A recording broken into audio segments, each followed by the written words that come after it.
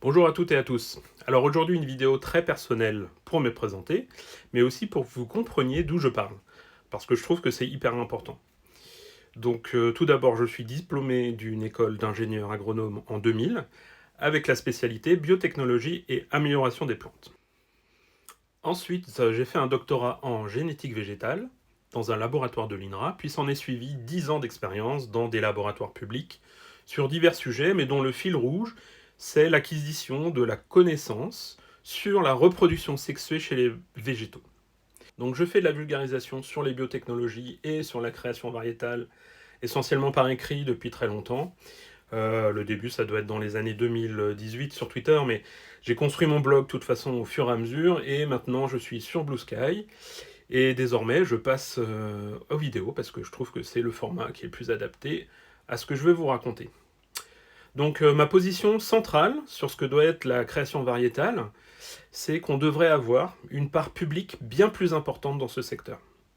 Alors non pas seulement parce que je suis attaché au service public et à ses valeurs de manière générale, mais parce que je trouve que laisser le projet de durabilité à l'agriculture au seul secteur privé a montré depuis longtemps ses limites.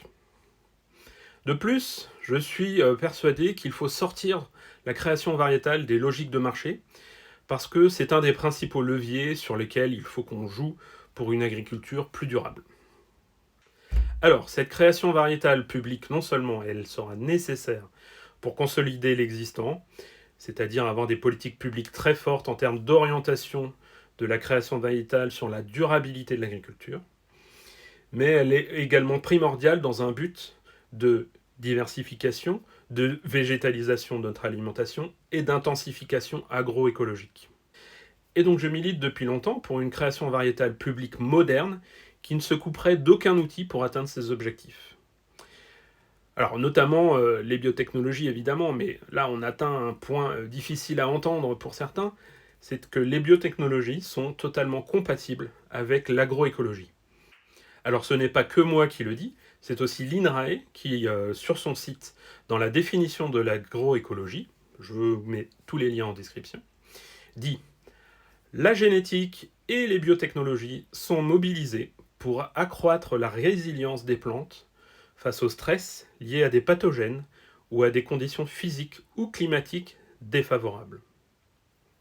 Et si on veut coller à l'actualité du moment, pour tout ce qui est nouvelles techniques d'édition du génome, il y a tout un dossier, je vais mettre les références en description, pour expliquer en quoi ces biotechnologies sont tout à fait compatibles avec une trajectoire vers une agriculture plus durable.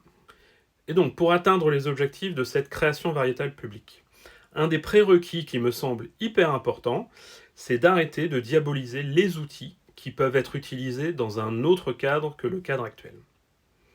Alors, je sais très bien que mon bâton de pèlerin, il est très lourd en la matière, tant on a été abreuvé de communications très anxiogènes depuis 20 ans. Mais je reste persuadé que ces outils sont une chance pour une politique volontariste et pour l'établissement d'objectifs très ambitieux, comme par exemple la diminution de l'utilisation des produits phytosanitaires, pour le soutien à l'agriculture biologique, pour l'augmentation de la résilience des cultures aux aléas dans un contexte de réchauffement climatique, ou alors pour une diversification et, comme je l'ai dit tout à l'heure, une végétalisation de notre alimentation. Je vous mets en description un lien vers mes humbles propositions. Alors, comment mon positionnement aujourd'hui s'articule dans la situation actuelle? Alors, je considère que la création variétale produit des variétés modernes qui constituent notamment un bien commun et elles doivent être disponibles au plus grand nombre.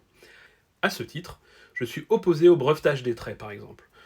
Je suis également en totale opposition avec les présentations très anxiogènes des biotechnologies qu'on fait depuis 20 ans, et je suis pour une juste information de ce qu'elles sont. Mais de toute façon, j'aurai l'occasion d'y revenir dans les prochaines vidéos.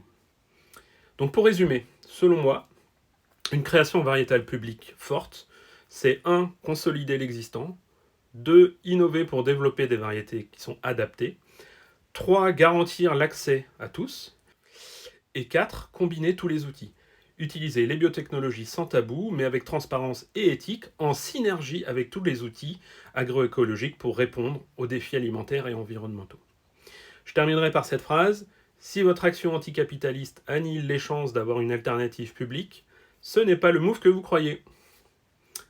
Pour terminer, je voudrais remercier chaleureusement William qui m'a donné un bon coup de boost pour faire cette vidéo. Merci camarade. Et si cette vidéo vous a plu, comme d'habitude, vous lâchez un like, vous partagez, vous vous abonnez, vous en parlez à vos amis, à vos voisins, et vous me dites dans les commentaires ce que vous en pensez, avec bienveillance évidemment. À bientôt!